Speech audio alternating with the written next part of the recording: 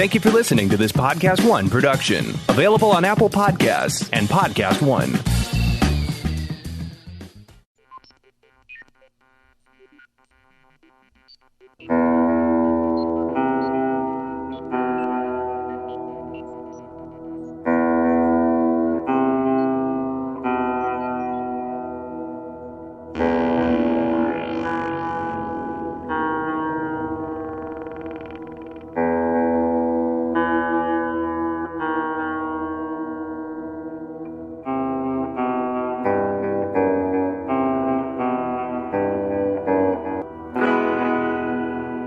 Welcome. You're tuned into the best in paranormal talk radio. This is Beyond the Darkness. I'm Dave. That's Tim. And today's episode is brought to you by Amazon Prime Carnival Row. With a serial killer loose on Carnival Row and a government that turns a blind eye to the deaths of its lower-class citizens, Rycroft Philostrate, a war-hardened investigator, is the only person willing to stop the murders and maintain the fragile peace. But when Vignette Stonemoss, a fairy refugee, turns up in the burg, she forces Philo to reckon with the past he's tried to forget. It's now available on Amazon Prime. Folks, if you like fantasy and you like an excellent story, great acting, and beautiful cinematography, you've got to check out Carnival Row. Got a lot of great things happening here in the next couple of weeks, Tim. I'm going to be busy as hell and a lot of stuff going on. I'm leaving on the 14th to the 24th. I'm heading to France, man. France. Mm-hmm. Yeah. My homeland. Excited. Yeah. I'm taking, you're from Anoka, Minnesota, Tim. No, my ancestors, Dave, are from France. Okay. Yeah. I was going to say, you've never once had a French accent. Well, except for in college when you were trying to make a little extra money and you were wearing the French maid costume. But that's a part of your life you asked me not to speak about. So I'll respect. Well, you just did. You're horrible at secrets. Horrible. God. Yeah. Yeah. Not all secrets. I've never once given out the full number 612. Hey. Some things are secrets. You're just horrible at this game, Dave. You're horrible at this game. Sorry. I'm sorry. But we're going to France, and I'm going with 25 of our listeners, and I'm excited to go out there. Big news, guys. 2020, we're heading off to Scotland. That's right. And if you want to be a part of that trip, start emailing me now. We should have that up and ready to be available probably in the next 60 days here. So email me, dave@darknessradio.com. Put in the subject line, Scotland 2020, if you want to come with.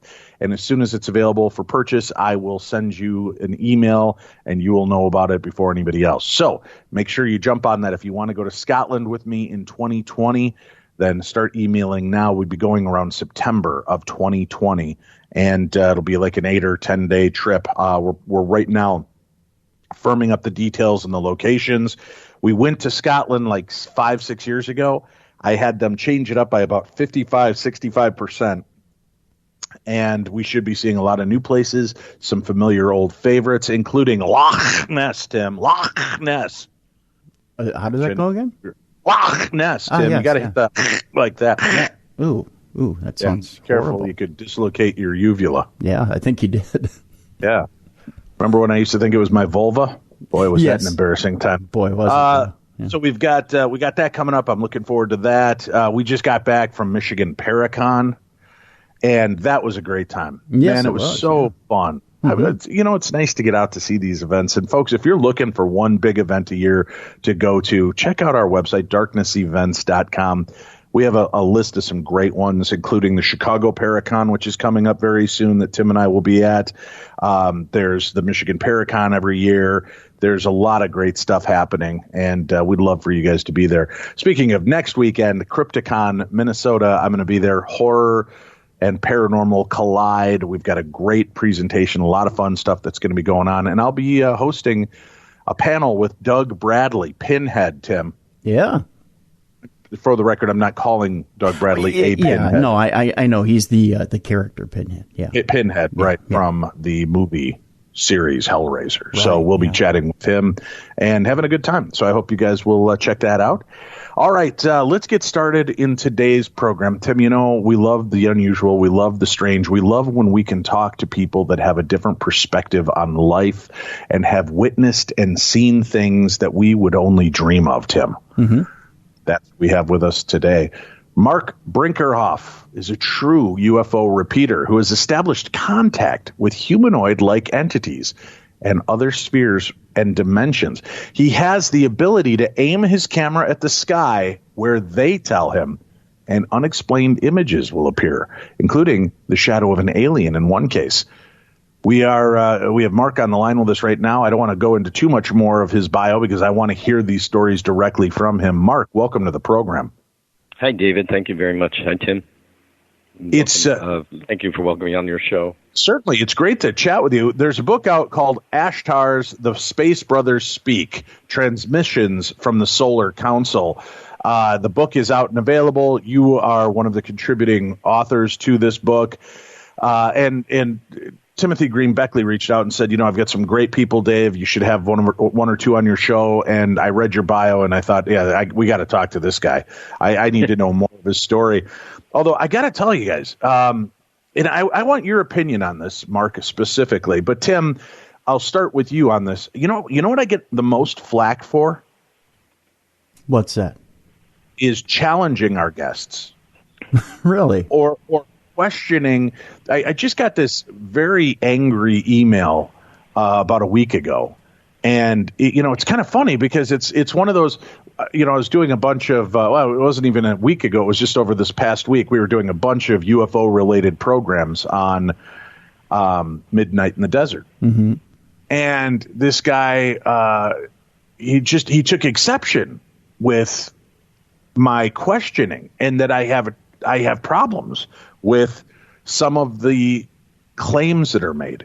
Now, that doesn't mean that I don't believe. And what kind of surprises me is, going into 13 years here on the air, Tim, I think I've been pretty open to UFOs, and I've even talked about my experiences with them. Sure. Yeah. Have I missed something? Was I slipped into a Mandela effect world where I've never talked about that? No, not at all. No. Okay. All right. So, I thought that's the way it went, but I wasn't sure. Yeah. So I'm just I was confused. And this guy, his email, if you don't mind, indulge me, he goes on to say, in what I detected as a not so veiled affront, you, Dave, finally admitted what we all knew was your position on UFO phenomena. You have been hinting around about it since day one on this program. You said you doubted the integrity of some experiencers and further questioned the reality of the enigma itself, even with listenership flagging. By calling into question the subject that has been the bread and butter of this program for all these years, you have knocked out yet another huge piece of the foundation. You have stated several times over your tenure that you can't fathom why aliens would be interested in mutilating animals. I still can't fathom it. I also can't fathom why they could come all this way only to crash. They would want to perform biological experiments on us. They would be able to manipulate us, and why the government would want to keep this secret. This is obviously correct. You can't fathom. You haven't done your homework to even begin to formulate an educated guess.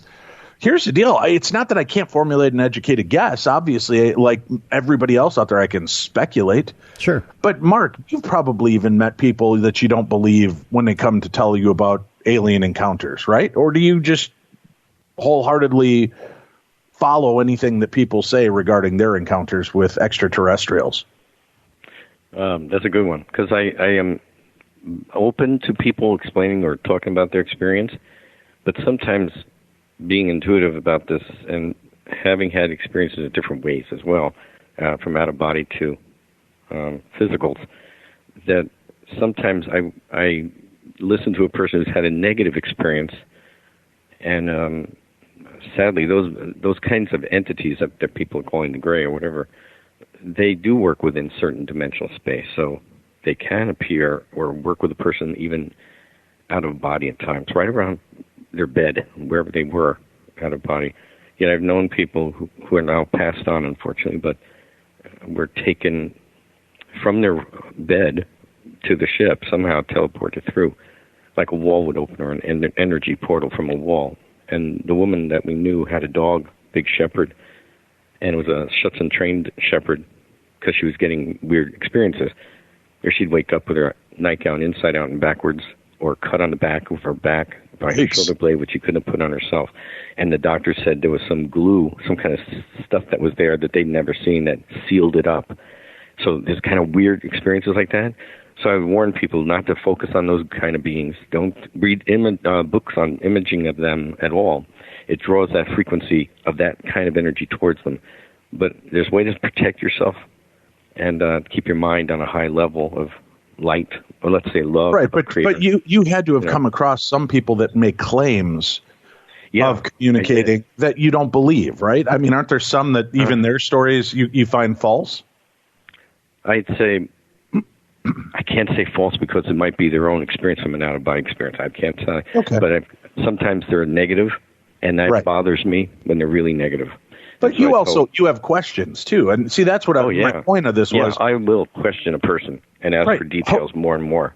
Hosting a show like this, right. So hosting a show like this, you want to get to. You can't just buy into it. And what happens, it's funny, is if I have a guest on and I just let them steamroll for 90 minutes and tell us their story and I don't question the validity, the timing, the experience itself, I get emails, oh, why did you softball? This guy was nuts. Why didn't you ask more questions? And then if I ask questions, it's, oh, you obviously have no belief in this. Why do you even bother? It's just so funny to me that, there's like no mid-ground with people that are fascinated by this topic. I love it. I think it's amazing.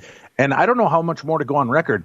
Yes, I would be a moron to believe that there is not other life in this universe, in this galaxy, that might come to visit us. I also think that there have been way too many sightings by people much more intelligent than Tim and I, which I know is hard to believe that there are people more intelligent than Tim and I, but I believe that more people have had those experiences, and I tend to believe them. When I know airline pilots and astronauts have seen things that they cannot explain away, and they are the best of the best, I've got to guess that, yes, then we are definitely having some kind of phenomena. But it doesn't mean I can't still be left with questions.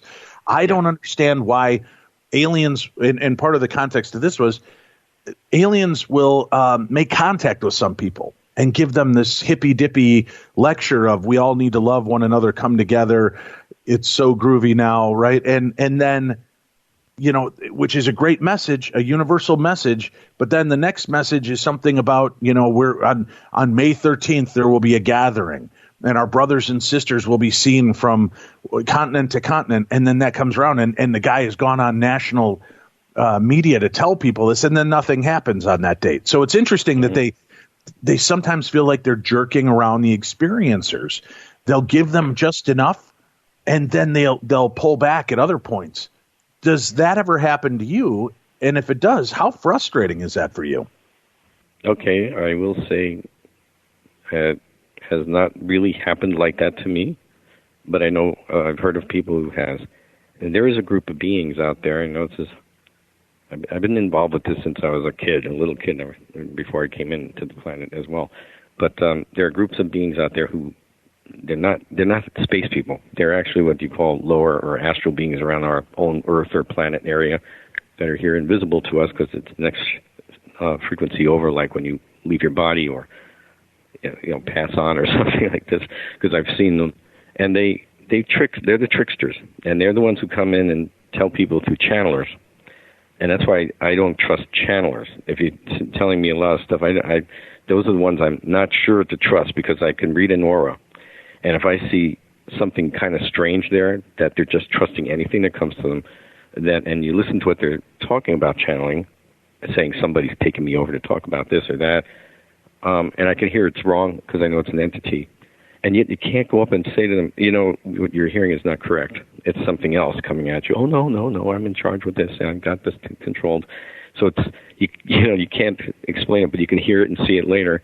That's happened to people online. A couple of years back, I guess 2010 or so, they sent emails out saying that these ships are going to appear over the cities of all the planet Earth. And just reading whatever they sent in the email, which was the context of what was said in the channeling, I knew it was the fakers, as I call them, or the hoaxers. And I sent emails out to the people who were asking me, is this real? Is this real? And I said, no, this is not how the Etherean people work. This is not what they do, and they don't talk like this. They don't talk with loving blossomy air, like, oh, sweetness, oh, my dearly beloved children. They don't talk like that. This is the hoaxers talk like that. And so they'll make all kinds of statements, say, we'll come over, I'm going to do this over the cities. They wouldn't do that because the Ethereal or the higher frequency people or the space beings, even the physicals, who are working with the galactic commands that are benevolent. I know it sounds strange, people, but it's true. There are out there that they wouldn't do something which could cause instant shock, heart attacks, people to have a shock experience where they might die. That's against the rules. They don't do that. So I said, no, this isn't going to happen. This never will happen. That's not how they operate. So when this October 15th episode back in 2010 or whatever year it was didn't occur, the person was embarrassed who had posted all this stuff and admitted, I must have been tricked. But they're back to channeling again. So, they don't, I don't channel. I don't do that. I hear, but I have lucid, what you call lucid, Phyllis and my wife, Phyllis, we call it lucid remote viewing because I'm a remote viewer all my life, but I didn't have a word for it. But what I'm doing is I can tune in and see physically, lucidly, through my, like, say, oversoul or oversoul higher self eyes. And I can see what they're doing on the craft where I come from. And I don't know if you know about Ingo Swann. Isn't that kind of a sign, or isn't that kind of a form of channeling? When you're able to, be there amongst them in a sense and bring back messages from them, even though you are, in a sense, seeing and talking with them and you're there with them. I understand channeling. Right. Channeling usually means that it comes through you. But in essence, I mean, that's kind of the same thing. Instead, you're kind of reverse channeling. Instead of you drawing the spirit or the energy of this being through you, you're projecting to the energy and getting the messages directly. Well, actually, I'm not. I'm hearing telepathically, which is beyond telepathic what we think of, because I'm hearing it and seeing at the same time. So I'm actually talking to the being through my own higher over self part. Right, which is what I just said, right? You're kind of projecting there and getting that information. No, not really, because I used to say conscious channeling in the past because there was no word for it, but it's Ingo Swann he was a good friend of mine for 19 years before he passed in 2013, and he coined remote viewing. When he met me in 1993 or 4, he said, "You're your own higher self here, aren't you?" And I said, "Yeah." And he knew how I got in. I came in as a walk-in, as they call it now. At that time, as a child, I didn't know what to call it. I called it, coming in. I didn't have a word for it. But I took over a body. And with that, I had no veil put on me. And I remember everything from before I came here and everything that was happening. So when Ingo met me, he was like, he knew all about me. And he had never known me. So he even told me how I got here. And I said, "Yeah, you're right. I've never told anyone, but you're the only one who's ever said it to me." as a clean, clear psychic as he was pure. So we tried to figure out, I guess, because he knew I could remote view, and he didn't talk about it, but I had been to the moon. I had seen things there on the moon as a child, but I've also been to the moon. And when Ingo and I talked, he says, "Mark, you're the only person on the whole planet that's seen what I've seen on the moon." And I saw it at 5 years old, and also before I came to Earth. So I knew the moon is base up there in the hollow, and things are happening on the back of the dark side of the moon, but it's interior. So this, I was thinking of letting you know that something had happened to me when I was about 18, and I was in Flushing, New York. I would hear, if you remember George Van Tassel, do you know how he was hearing and getting information through the people? At that time, I didn't know about George. I'd only heard of him. Right. I didn't know anything, his history. But I was telepathing with I'll call them my friends and crew. And when they were speaking to me, I would be listening to what they're saying, watching what they're saying with them. And I would tell at the time, my cousin. Well, sometimes I would get this little mild ache around my forehead, only because I was concentrating to listen to what they're saying. And they said, "This is an energy sometimes we're sending to help connect with you even clearer." So I asked one night, I said, can we fix this? And they took me out of body, worked on the back of my head. You don't feel anything when they're working with you. And they said to me, we've never done this really because they're higher frequency beings, but they came through to etheric low energy frequencies in around fourth, fifth dimensional spaces. And they said, we don't know if this will show up on your physical body as a dent in your head or a bump. Okay, so I had the time, I'm 18, I had about, or 19 almost, and I had a shag haircut from the 70s. This is like 1972. And I just had a cut. So it was all shorter shag, like shag down. So when I got up the next morning, I took a comb and I just went to the back of my head, and my comb went bump, bump, bump down my back of my head like bumps. And I'd never had the bumps, so my head was smooth. So I said, this must be what they're talking about. But when I got up in the morning and was walking around, my roommates said, a couple of them, they said, hey, did you bump your head? Because you got bumps on the back of your head. And they all came over to touch it. And I said, well, I can't explain how it happened because they wouldn't believe me because they were not open to that. So I said, well, I'll just say something happened out of body. But they understood out of body.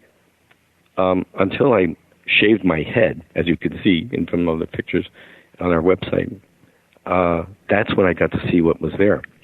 And there's a dent with a bump. And I've had a chiropractor, a good friend, chiropractor's x-ray, trying to get the x-rays up from my neck. And because he said, whatever's here doesn't make any sense. Like something's missing, but there's no fat. It's just weird. And another time at a party, someone's wedding, some man came up behind me and just started touching my head. And he was a chiropractor. And I turned around and said, can I help you? He says, this is the first time I've seen a person with no occipital bone. And I went, what? He says, yeah, your occipital bone is not there. And that's the whole area where that was. But since that occurred at 18, 19 years old, I've never had anything again. It was like a clear, open radio link right up of clear connection. I can see what they're doing on the ship through my oversoul or higher self's eyes, depending.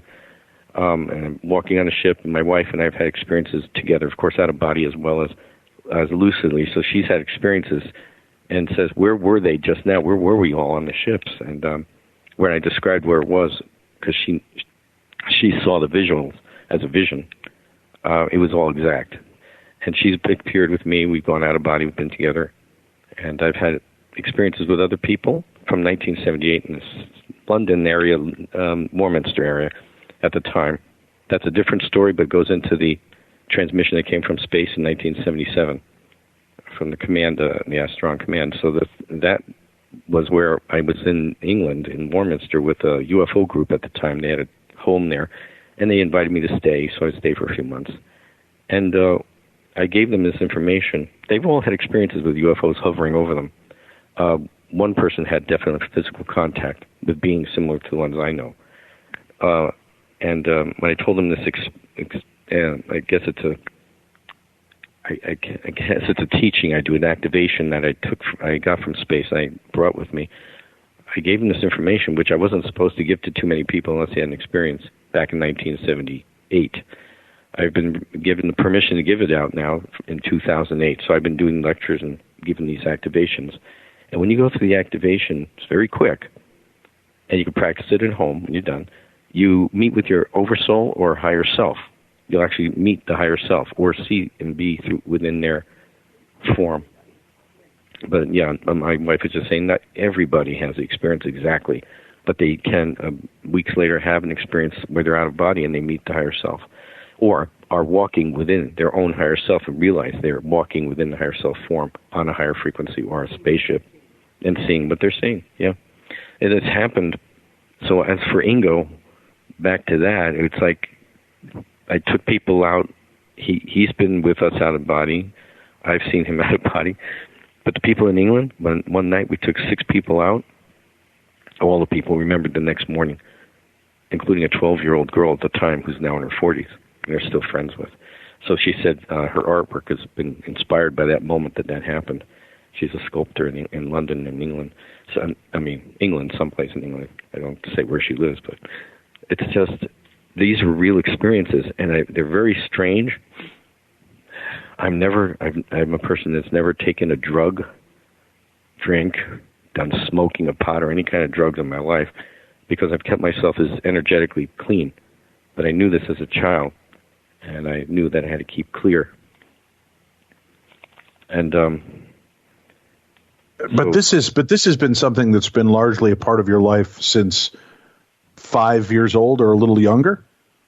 Younger, actually 4.5, 4, when I had an actual being show up in the room with me. A very small little one. Let's do this. We'll take a quick break. We'll come back and discuss that. But first, I want to address our audience. Listen, Tim and I have been very open about our own issues with stress, anxiety, chronic pain. Are you dealing with this as well? Do you have trouble sleeping at least once a week? Well, as you've heard by listening to our program, you're not alone. Many of us do. I do. And listen, I've been taking different prescription and over-the-counter meds to try to help with my anxiety. I don't like the side effects. I don't like the zombie feel. I don't like how I end up feeling overall. And I'm constantly exhausted from many of the different medications. Each medication may cause dizziness or fatigue. And that has not been a good fit for me. So I was desperately in search of finding something that would help me out. And I did. I was looking for something that had a more organic feel to it, that wasn't filled with all of these drugs and nasty side effects. And that's when I came upon Feels. What's Feels? Feels is a premium CBD that's delivered directly to your doorstep. And what does it do for you? Well, Feels naturally helps reduce stress, anxiety, pain, and sleeplessness. And I've been dealing with a lot of anxiety, as you guys have known, following my journey over the last couple of months here. I've been on the road a lot filming, dealing with issues at home, with family issues between the kids and our loss in this last couple of months. And it just builds. And sometimes it just feels like there's no release. There's no relief from this. And I haven't been sleeping well, haven't been feeling well. I tried Feels. That was what I wanted to do because I'd heard from a good friend Feels was the one that worked. So I got subscribed, and I am so thankful that I did. You just place a few drops of Feels under your tongue, and you're going to feel the difference within minutes. When I take my Feels, I usually do it just before bedtime when I'm wrapping up my evening show. About a half an hour out, I'll take a couple of drops under my tongue. That way I know when my mind is no longer engaged and I get all that monkey chatter when I lay down, when my brain is racing 1,000 miles an hour, keeping me awake, Feels has helped take that down, has helped release the anxiety, the stress, and allowed for good, solid sleep, which is so important. You have to get that sleep. Are you new to CBD? Well, Feels offers a free CBD hotline and text message support to help guide your personal experience.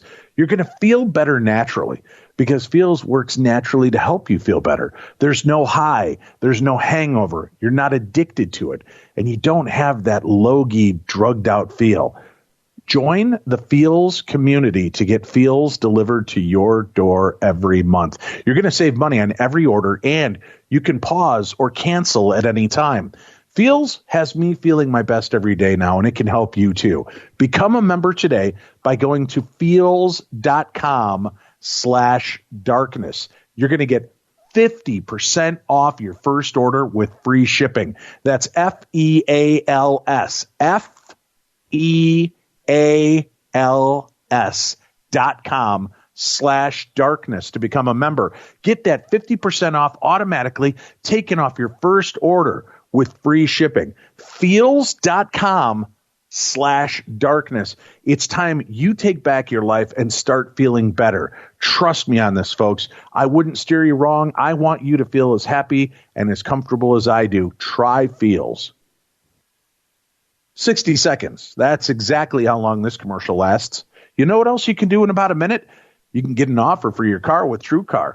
That's right. In the amount of time it takes to floss your teeth, pet your dog, or just do a few sit-ups, or even just in listening to the tonal quality of my voice as we do this show, you can get a true cash offer. Best of all, you can do it from your smartphone or home. Just go to TrueCar. Simply enter your license plate number and watch how your car's details pop up.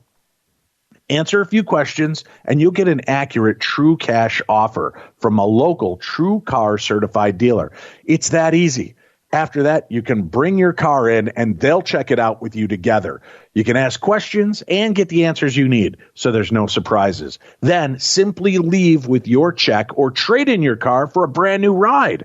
So when you're ready to experience a better way to sell or trade in your car, check out TrueCar today. Hey, Tim. Yeah. The holiday weekend's here, yep. right? Yep. It's Minnesota. That can only mean one thing. We're going to get rained on. Well, yeah. We're not going to be able to do all the fun things that we had planned. And I don't know about you, but I've been looking for a good program to binge. I want to watch a new show. I want to see something that kind of fits what you and I like to watch. Mm-hmm. Amazon has answered the call, Tim. Ooh. New program, Carnival Row, debuted on August 30th. It's out and available right now.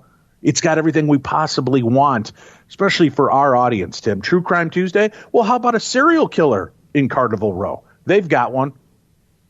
You got very strange things taking place with supernatural twists and turns. Did I mention that there's a fairy refugee in this series, Tim?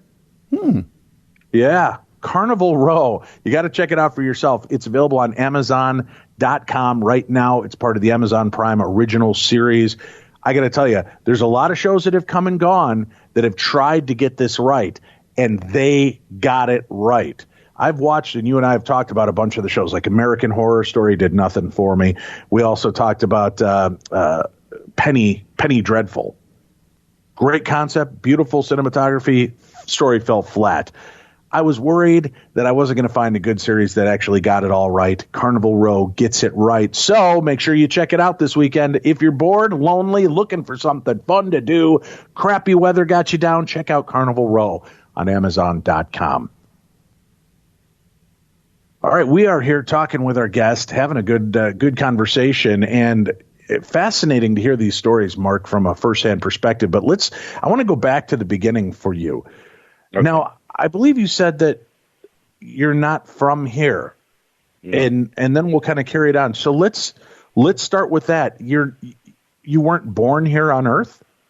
No, I was born, but I come from another galaxy that's long gone.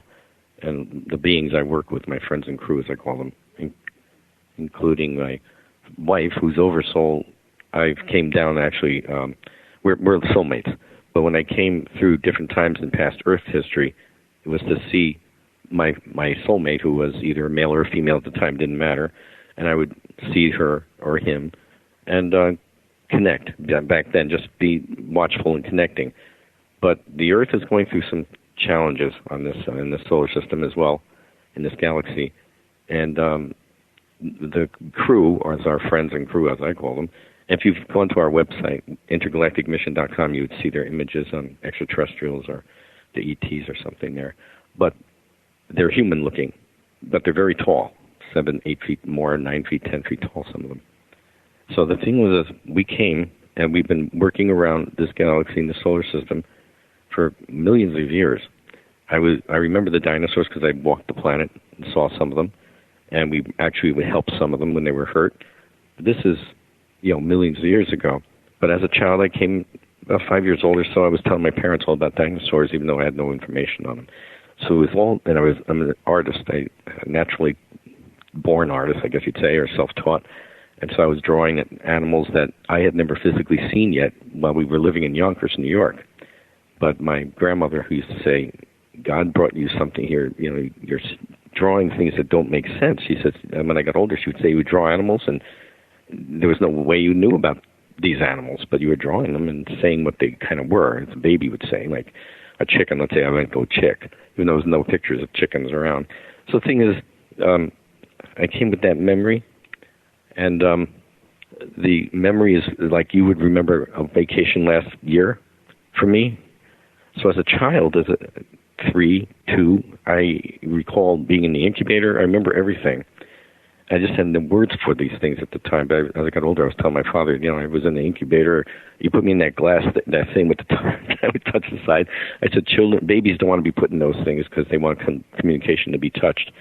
Remember how babies see, how the eyes are blurry at times and you can't see until the person comes closer to you, and then you see a clearer face. That's why, have you ever seen babies react to strangers until the person gets a little closer? They recognize the face, even if it's a cousin or an uncle or an aunt, and then they giggle. They recognize the parents and the siblings by their faces as well as the voices and the way their energy is. And they're very telepathic babies. And that's how the mothers and fathers usually know something's wrong or they need to help something. They're hungry or whatever. But I remember all these different things and how my ears popped when I heard my voice for the first time speaking as baby talk. Because I was talking telepathic the whole time and getting things when I needed something telepathic. And then my voice suddenly was yelling at baby talk. And I remembered in a crib is what's happening, and I said, oh, no, I forgot. Once you get into one of the physical bodies, the dense body, when you come in, you have to relearn everything for the body. So it's very strange. I remember taking first steps, all that kind of stuff. I just want to rehash one thing. The people in England, when I took them all out of body with my crew and friends, they came to meet them and take them out of body lucidly.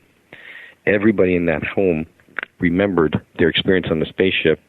But the funniest part now is one guy was always going out with me alone, Rodney his name was, and the first time he was out with me, he didn't know I was Mark walking with him in this corridor. And when we came back, I would come back and I say, Rodney, you back yet? And he goes, yes. He says, that was fascinating, really interesting. I was talking to this alien walking down the park, the things in the corridor. I said, Rodney, that was me. He goes, oh. So I'm like, when I got out of body, I'm over 7 feet tall, but if you look at my website, you'll see the image next to that's me out of body. And so I've had a lot of experiences where people have met me out of body, know me out of body. And the people in England, when that happened, besides Rodney, the other people, I was in the kitchen listening to them all speaking while they were making tea. And the wife of one of the guys says, but Mark, where were you? And I said, I was right next to you. I was on your left side. She goes, those are 3 aliens that were standing there. I said, yeah, that was me and my 2 friends. We were helping you. She says, oh. And Rodney laughed, and he said, oh, you'll get used to it once you figure it out. That being walking with you, that's Mark. So this has been happening since a long time now. Even before 78. I mean, forever. It's been happening. So I wanted people to understand that.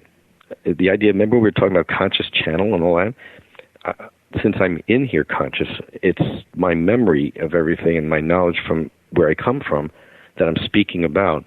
But if I'm talking to my friends or I'm trying to tune in for somebody to get someone that someone's asking me about, I just ask and go through that, my channel that way to my own over self, to my connect to my own true self.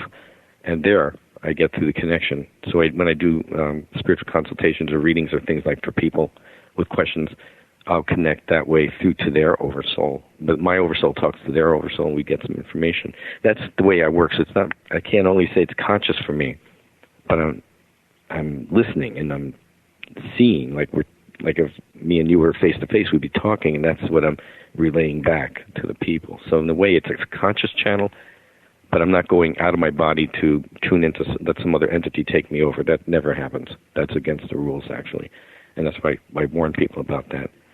So going back, that's why I wanted to make sure you understood that a lot of people in England had these experiences, and they all experienced the same thing and saw us out of body and everything. But now we were talking about. I mean, was that a lot to take in as a child, to have this sense, yes, these memories of where you've come from? I mean, did it ever make you feel like you were losing your mind? Nope. What I knew and found out as a kindergartner, I was figuring everybody was doing this. I just figured, they're all doing this. All the kids are doing this. And one day in kindergarten, the teacher left the room to go next door and come right back. I was sitting there with a book, just sitting with a book open, looking at the pictures because I was totally bored. The little girls were playing with the cooking machines or things like that to make kitchenettes. The boys were sitting in front of me on the floor. I was on a little stooly bench, the thing that goes around like a bench or something. And the kids were on the floor playing with these toys with wooden roads and cars, all wood. And the teacher went out, so I put the book down. I yelled to one of the kids. I talked to one of the kids there. I said, hey, Tommy, hey, you don't have to pretend you like playing with that anymore. Let's talk. I was always pretending to play with things, and they said, here, you play with these things. So I just sit there like, okay. But if you gave me an art pad, I'd start drawing. And so the teachers figured that. Just give Mark a pad. I'll just start drawing things. And I would draw horses and all things, these animal dinosaurs. So, yeah, it was weird. But when that happened with this kid, and I said, don't you want to talk about what we do when we go home? See, home was my name for the spaceship or the other levels we go to. Other people might call it heaven realms, but it's beyond that. But at that age, I called it home. And I knew I was going home to a place, a craft of some kind. I didn't have the word spaceship at that time. And he looked at me and he said, what are you talking about? And I said, don't you go at night when you go to sleep? Don't you go home? Don't you go to the other side and be there and know these other things? Because I had knowledge of other things when I was over there. And I couldn't always bring it back with me because it was something futuristic or something not of this earth. But I made predictions for my dad at times. So I remembered I was able to bring certain things back. So the kid said to me, you're crazy. I don't know. Right. I was going to say, how are the kids treating you about I'm like, this? Wait a minute. No, you don't go out and remember what you're doing? He said, no. So now I was trying to figure out what are they doing. Then I realized they're just having a regular dream, which you can have, of course. But I was going out lucid, physical, and being places and coming back, working someplace and coming back to Earth and being limited again. But I was out of body as a child, as an adult, as my over or higher self, working on the ship. And I told my father something when I was about 4.5. I said to him, because I was able to talk with him better, because he would at least listen to me. And I thought he totally was listening to me. But I said, when you go sleep at night, and you were a little kid like me, did you dream in your dream that you were the age you were in your dream? Like my age now or something? And he said, he thought, and he said, yeah, you do. You kind of dream in the age you're in, yeah. So I said, well, how come I don't? And he didn't know what I was saying. So I said, when I go to sleep, I'm someplace else, where I used to go home to my place, and I'm very tall. And I said, like ceilings, big and tall. And we work with people I knew they were coming from Earth because they were scientists and doctors and they were out of body, but I didn't know how to explain that then. And I said, I knew they were from Earth because I was like 2 feet taller and knew they were from Earth. And my friends were all my height, and we were looking at each other telepathically, and we could speak with our minds, and nobody would move their mouth. I was telling my father all these things. And he said, interesting. So he questioned me, and I said, well, I'm not from here. You're my friend. And I came here to you so I can get in. That's the only way I could speak about it, coming in. And I'm 4.5. My father says, well, where do you come from? I said, from space out there. I point, because I love the stars.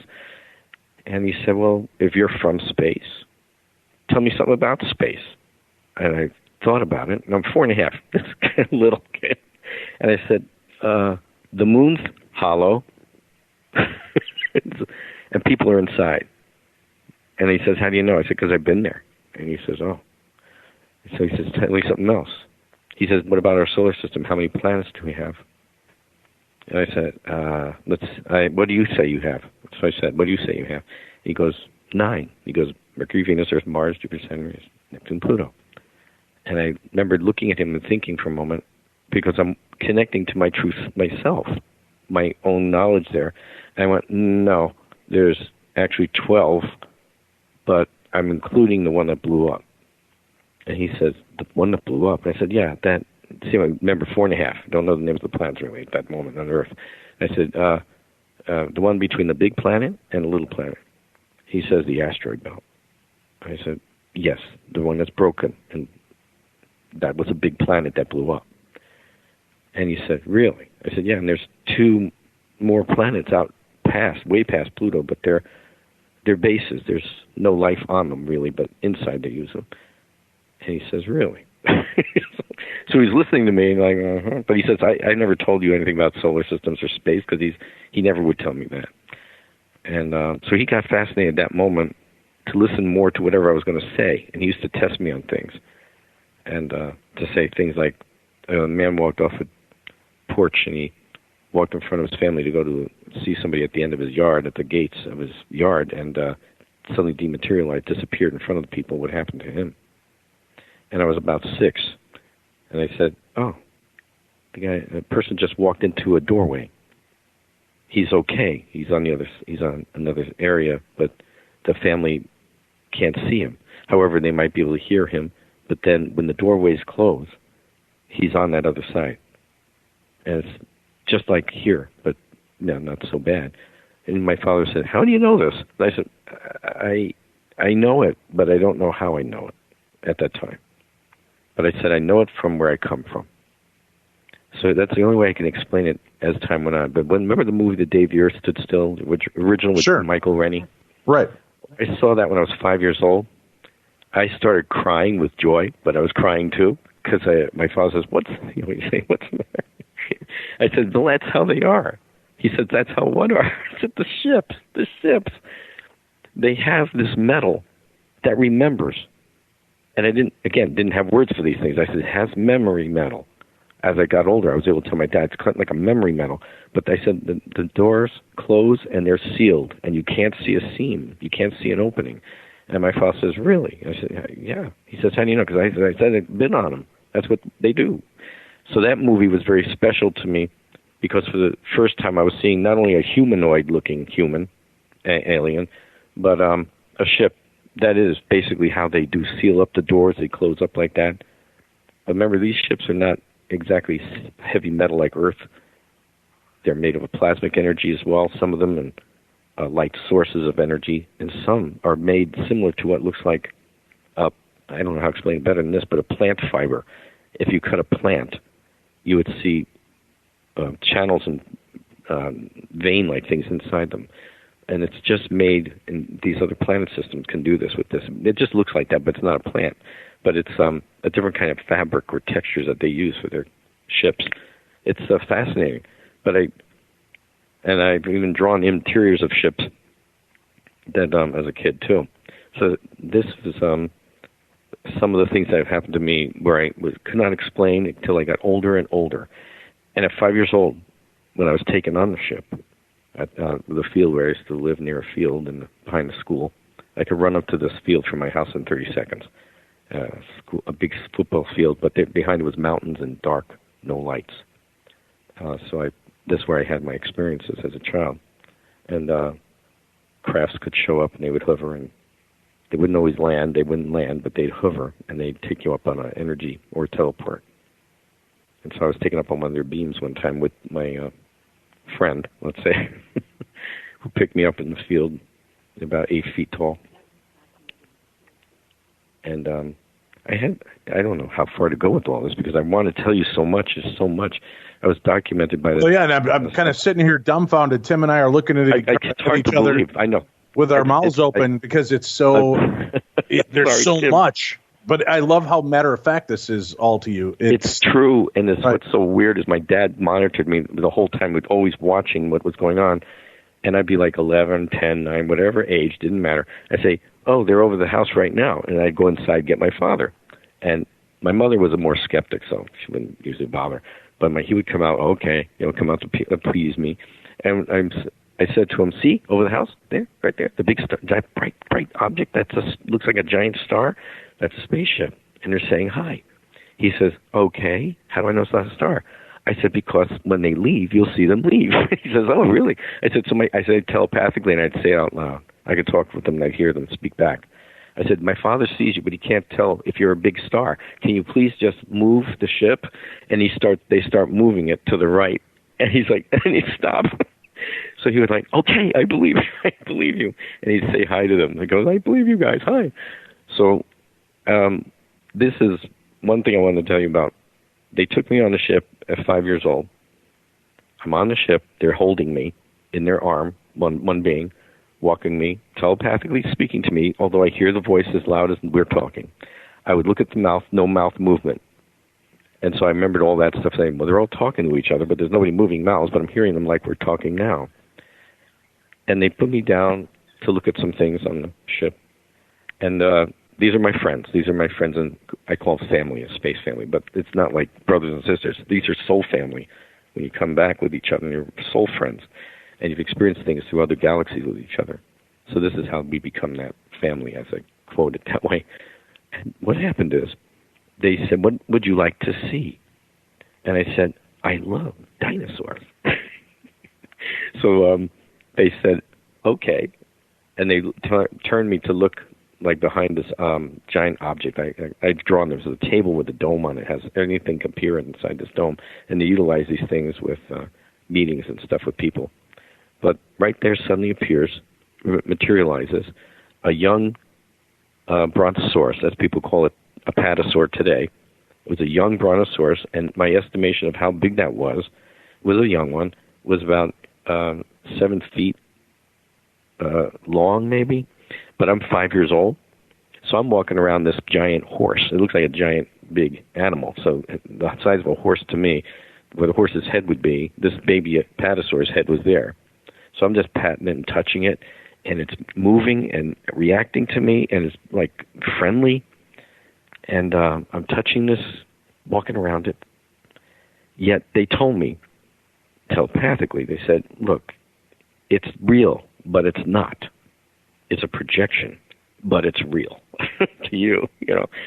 So I didn't know what to make of that. So when I got back from my trip, and that's a whole long story too, because I went out at one night, part of the night, 7 o'clock. I snuck out of the house. Wasn't supposed to be out. Well, hold tight. We'll start this story. Yeah, we'll go into that story when we return. We have to take a quick break. Okay. We'll come back. Okay. We've got a lot more to cover. You're listening to the best in paranormal talk radio. This is Beyond the Darkness. We've been talking about it. I've watched it. You've watched it, Tim. I said this is the kind of series our listeners are going to like. It's intelligent. It's fun. And, God, the cinematography on this is absolutely stunning. Mm-hmm. As a matter of fact, I almost wish I could see it on a big screen so you could take it all in. It's beautifully done. What am I talking about? Carnival Row, the new 1-hour fantasy drama series starring Orlando Bloom and Cara Delevingne. The series that we're talking about is set in this Victorian, this fantasy world. And it's filled with all of these mythological immigrant creatures. And they come from these exotic homelands that have now been invaded by the empires of man. And they're struggling in this series to coexist with humans. They're forbidden to live, love, or even fly with freedom. Orlando Bloom plays Rycroft Philostrate, who's also known as Philo. He's a police inspector investigating a string of gruesome murders, Tim, that are threatening the uneasy peace of the Row. That's right. It's got fantasy fiction and supernatural crime serial killer element all rolled into one. Cara Delevingne plays Vignette Stonemoss. She's a fairy refugee, and she flees her war-torn homeland to come to the Burg, where she must contend not only with this rampant human prejudice against her kind, but also with the secrets that have followed her to this new land.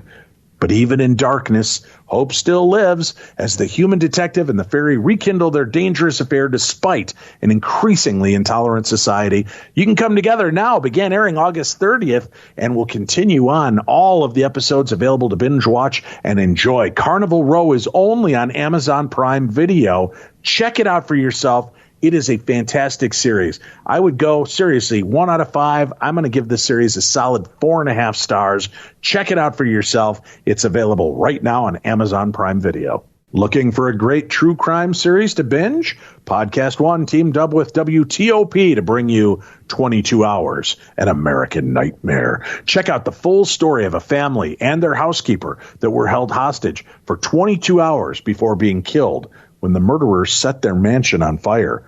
You heard about it when we talked on our true crime program about this. Now you can hear the full version of the story from start to finish. Stay tuned for an exclusive Q&A with the reporters behind the show about their 3-year-long journey for justice. Download 22 Hours, an American Nightmare, now on Apple Podcasts and Podcast One.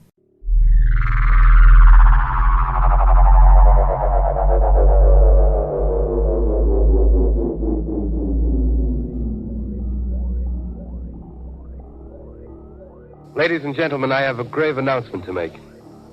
Incredible as it may seem, both the observations of science and the evidence of our eyes lead to the inescapable assumption that those strange beings who landed in the Jersey farmlands tonight are the vanguard of an invading army from beyond the darkness.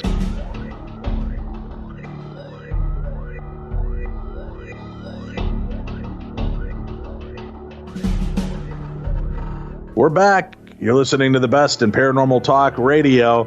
You want to go on a wild ride? You got the show to do it. We're having a great conversation, fascinating conversation, and so much to absorb. Marc Brinkerhoff, our guest.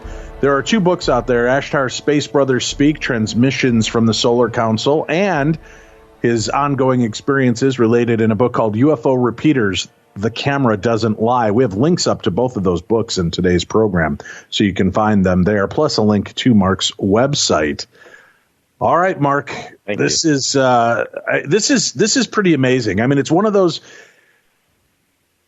stories that as Tim and I sit here looking at each other across the board, our mouths kind of open and eyes wide, it's either you are the most insane human being that's ever lived or this is real.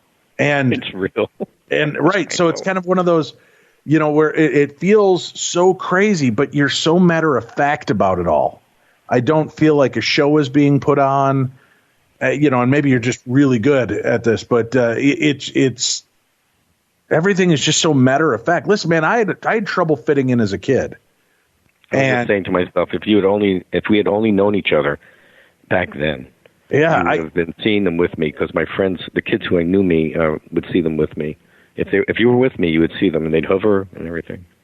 You know what's really weird, Marc, and I'll admit this, I don't think I've ever said this on air, and if I did, Tim's got a better mind and memory than I do. I remember from a very early age telling people I wasn't from here. When I was a kid, I used to tell people, oh, yeah, I'm not from here. I'm from a different planet. And I couldn't explain it as eloquently as you did back then. I just knew that I was from somewhere else. And that was my rhetoric. I mean, I stopped talking like that because people thought I was nuts when I was a kid. Now they think I'm nuts for a whole different set of reasons. But it's just fascinating. That's why some of this stuff just, it's fun to go along for the ride and hear the experiences the way you've had them. David, I can tell you right now, you're not from this planet at all. From my friends where we come from, most people, as we think of this planet Earth, are all from someplace else, because we've had lifetimes and places and dimensional life on other galaxies and other solar systems. Everybody's basically ET, if you think about it. But many people have had more lifetimes on this physical density planet. And my teachings or training for what we're coming to talk about is, like you're not from this physical density either. And you're coming from a higher frequency. And your higher part, your over self and higher self. So what happens is our over part or over self will send an aspect of a frequency of themselves, like a child. We think it's like children. There's no way to explain on the higher realms. They don't have babies. But if they offshoot an aspect, which is I'll tell you how they showed it to me when I was a kid. A salt shaker. I was hovering over the earth. A salt shaker. An old-fashioned 50s salt shaker from a motel or a hotel or a restaurant. White salt all filling it. They said, you are the salt shaker. Your oversoul. You are the salt shaker. That's total of you, the true self. All the little salts in the salt shaker are little aspects of you. And one salt is you right now on Earth, experiencing that experience right now. All the other grains of salt are in other places, in the other galaxies, in other universes. We have universes, not just one. In other places, dimensions, other planet systems, all happening at once. On the physical dense planet we're on, everything experiences that linear in the brain, the soul, the brain, the human mind here. Let's say the human, not the soul, the human brain experiences things as a linear projection, like past, future, things like that. But it's true self, true soul, high frequency dimensions, beyond what we think of 12th and beyond. I remember the 12th, that's where I come from. 12th densities or frequencies. It's like one of the last areas we can project a body form that feels densely physical, even though the density you're on is light, a lighter frequency. An 8, 9, 10 foot tall being wouldn't feel like 600-700 pounds if they were on physical density Earth. On that side, you feel light like you do now walking as well. And you feel the physicalness. You don't have to eat. There's none of that. You can imagine food or create things as fun, like a drink of some sort that you remember, and you could drink it. It's made of light. It's made of a creation of light, but it looks like, let's say, apple juice or cranberry juice. and you say, this is what we had on Earth, cranberry juice. You want to taste it? It's in your thought form, the memory and the taste. Anyone who tastes that juice on another density will taste what you projected with it. So a Venusian or somebody else may have never had cranberry juice on Earth, let's say, and you're giving them that pina colada taste or whatever it could be, and they go, wow, that's really good, whatever. But as soon as you swallow it, it gets in your mouth. You taste it just like you did on planet Earth, or any planet you've been on for physical densities. And as soon as you swallow it, it's going into your light frequency body. There's no digest. There's none of that happening. And I try to explain this to people, how this works. Sometimes it's hard to explain, but it's the way it works on the other side, for fun, for having fun experiences with other souls. A lot of them like to show things that they experienced in other places from other souls who never went to those other places. And so it's fascinating. And they'll even look different. They won't look like humans. They might look like beings I've met. The actual physical beings are etheric beings, high etheric energy beings. They're physical to touch and everything. But they don't. You wouldn't see them on the planet Earth because they're invisible to us on the etheric level, which is higher frequencies of vibration of sound, wave, and light, and that. Like my crew and friends said, if you think of it as to tell people how to analyze it with as best they can analogy, a radio has a dial and you're tuning up all the frequencies, right? But you don't have all the frequencies coming on at once until you tune to one station to the next, but they're all happening all there at once. This is what it's like here on these frequencies. So they're right here with us in the essence of energy frequency, just invisible to a physical density person like us. Unless a person is attuned psychics or whatever they are, intuitives, they might see through some of those densities where nature spirits occur, which I've seen. These beings are real. Or a spirit coming from another time, or like a haunting someplace, that's a spirit from another time. Right. Or a person who recently passed and is coming to visit our family members or friends, and they materialize for a few seconds to say, hello, I'm okay, how are you doing? And they dematerialize. But you just had that experience with your deceased friend or loved ones. Or pets, too. Don't forget pets. And pets are souls, too. And animals, when I've been on the other side to go check on people who had passed on for friends, I go see where they are and what's happening. The first beings that meet me are their pets. So even though they're standing there, their pets are coming around you, too. And I've told people what I've seen. I don't know them. I don't know the people. And they've said to me, there's no way you would know that. You wouldn't know this about my sister or so-and-so. That was her first cat she ever had, or a dog. This is dogs we had. And since I don't know them and their family, is this ever overwhelming? Yeah, is this ever overwhelming to you? I mean, I'm used to it, Dave. I know, but how do you get used to just such an overload of constant stimuli and information that, you're getting it from every angle? I'll tell you how. When I was a child in the fields, I used to go out to them and be in the darkness. I would sneak out. Even when I was old enough, I would still sneak out and go out up to the field in the dark. And the crew would say, there's nothing to fear in the dark if you have your energy and your love going out, and your guardian angels are with you, too. They protect you. I've met my guardian angels, and my doorman met my guardian angel. It's like these things happen to me. When I would go out, again, you throw this stuff. You go and throw this stuff out there. So, matter of fact, I've seen my guardian. My doorman has seen my guardian angels. Yep, that's another story. Oh, and, obviously, but we got filmed with it too because the woman who filmed us separately wanted to hear both stories separately, and it was exact because my guardian angel is she came to return my wife's briefcase that was lost in the taxi cab.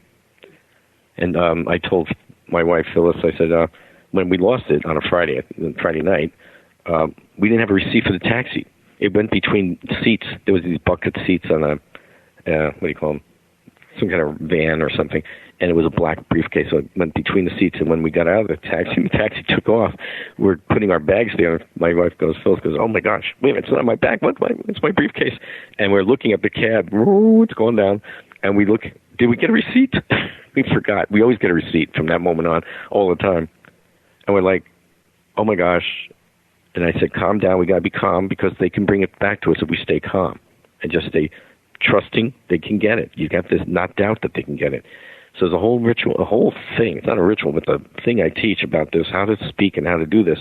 I wrote a note to my angel who's right there with me watching me write it. This is to make it, I'll give you the teaching how it works quickly.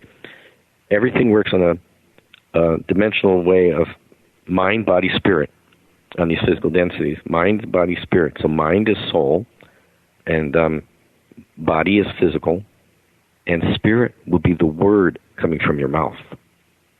The spirit becomes the word. And so what you're doing is creating this in a three-dimensional feeling of that energy. I wrote on the letter on our table, Bellini is my angel's name, I said, I'm writing this because you know I'm standing here writing this, you're standing with me.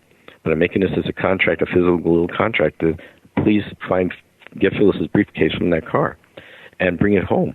And in any way you can. And we trust you. She's staying positive, and I'm just going to put it out there. I'm trusting you and praying to Creator and everyone there, and Yehoshua, who's known as Jesus. These beings are real. He's real. He's the second Creator. So I said, I'm trusting this, and this is how you do it. And I put energy and light towards love towards her, my angel, and I said, please help Phyllis stay calm, meaning Phyllis's angels. I asked them not to bother. I'm asking my angel to go get it. Phyllis's angels stay and keep her calm and stay positive and focused with not dwelling on it. If it comes up in your mind, you got to cancel it out right away. But what if? No what ifs. There is no if. Just they will return it. And they brought back her camera too. So I'm just letting you know this has happened later. So I wrote my letter, and one of the things I wrote in it, it'd be great if you could bring it back and materialize it by the chair where we always see it. So all night long I would get up and put my hands by the chair, imagining I was touching that physically in the chair where it always was. That was to be positive and not hoping, but knowing and trusting. But in part of the letter I said, but better yet, if you can have it with your energy from the taxi and bring it back. That's all I'm asking, basically. Yeah, that's all. Next day. Just asking. That was it. Now I stay positive, and I just look forward to. Now, the other thing is you look forward to receiving it. You got to look forward to receiving that gift. That's how Creator puts it. Asking, receive, that kind of thing. Right. So I said to Phyllis, next morning we get up, and I said, well, today's Saturday. Let's see what they're going to do. And they work with me with 3s all the time, 3 p.m., 3:30, 3:12. 3 o'clock, our doorman buzzes us. And Phyllis is at a computer. And I said, what time? She goes, 3 o'clock. I said, there's your briefcase. I answered the buzzer thing, and the doorman says, Mark? He says, a woman brought back a briefcase. I said, okay, Wes, I'm coming down right now. Don't worry about it. That's my angel brought it. I get downstairs finally, because we have elevators were stuck or doing stupid things. I get finally downstairs, and we're on the 8th floor. So I get down there. Wes, my friend, I'm saying his name, I shouldn't be. But he says, Mark, he's in stunned shock look, right? And he says, do you believe in angels? I just met an angel. I said, yes, you just met my guardian angel. She brought back the briefcase. Did she just leave? He says, she walked over there, took a left, and disappeared. No, so he tells me the whole story from the start. He was standing by the doors. We had open doors, giant windows. This courtyard that you come down 3 steps from the sidewalk in New York, and you walk a little 15 feet to the doors, and you come in. He was standing there looking at everything. Taxis move, you can hear them. People walking, you can hear it. He looked down 1 second to look at the phones, looked back up, and suddenly the woman standing there at the top of the steps, 3 steps down, with the briefcase in her hands and smiling. And he's like, where did she come from? No, what? Then she walks down, puts the briefcase on his desk up there, and hands a card to him and says, give this to them. And on the card is just my name. And that day, that card, Phyllis had made extra copies and put them in a briefcase in an envelope and wrapped it with a rubber band with little business cards for space-age health, but it was my name. And her information is right in the center of the briefcase. All you do is take it out, and there's a book in there, and all her info is there. So he says, she goes, give this to them. And he says, okay. And she says, tell them that I have it, and I brought it back. Exact quote from my letter. And he says, okay, who should I say brought it? And she goes, Angel. He says, Angel, Angela? And she goes, Angel.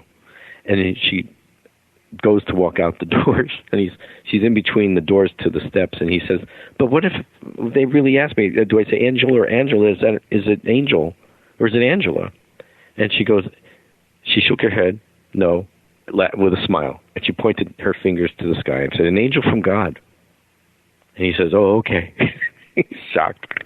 So she walks up the steps, takes a a slight left, heads to a tree where there's cars parked bumper to bumper, and dematerializes.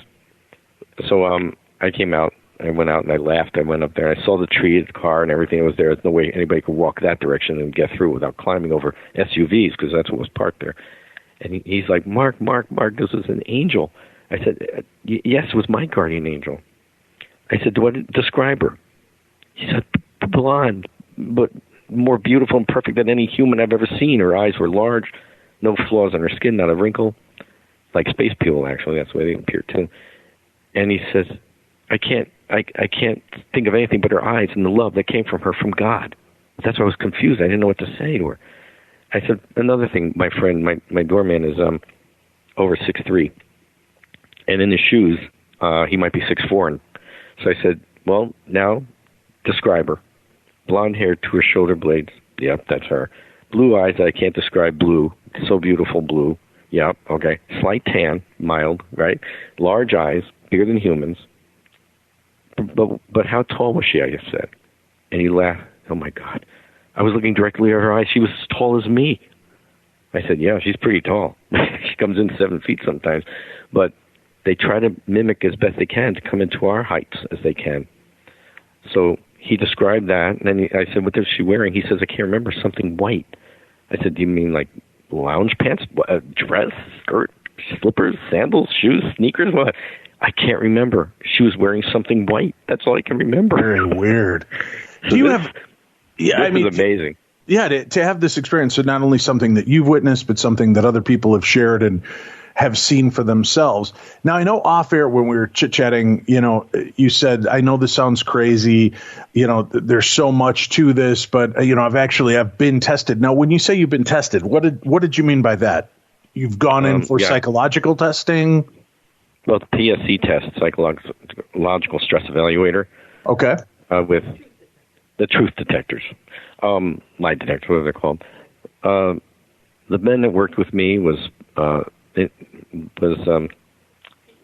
Mazzola from the Scientific Bureau of Investigation.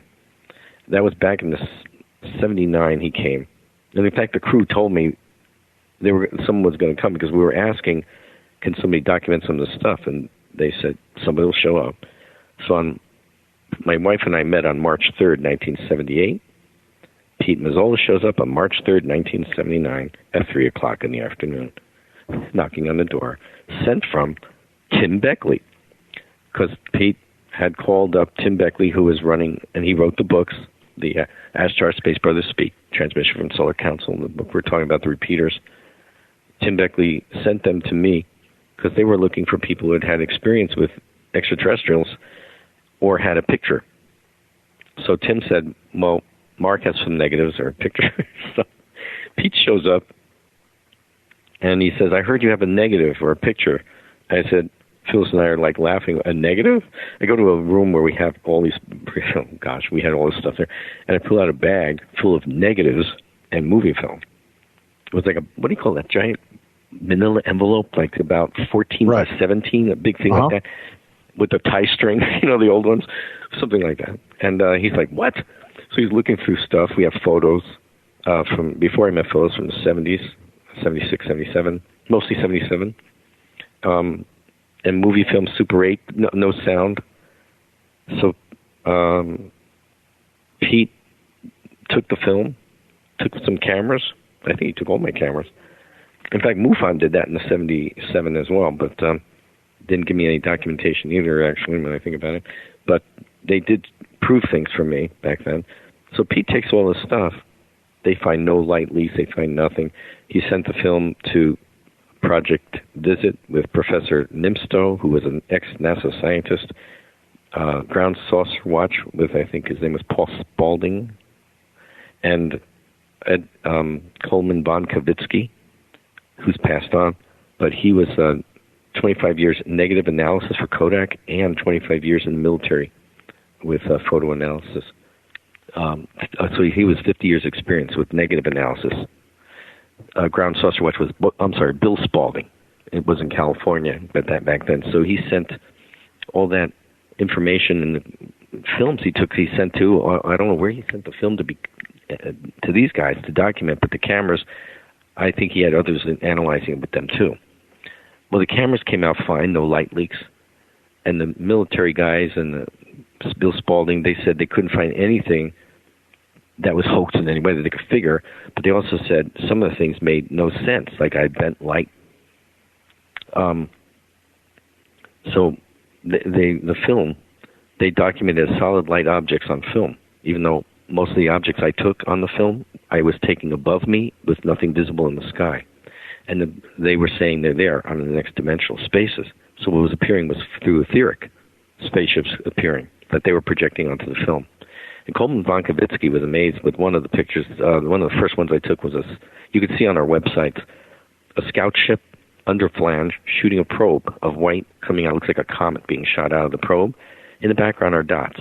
Coleman Kavitsky, Colonel Coleman, said that background, that negative was changed. He said this is a negative of like 125 film, whatever that was called back then.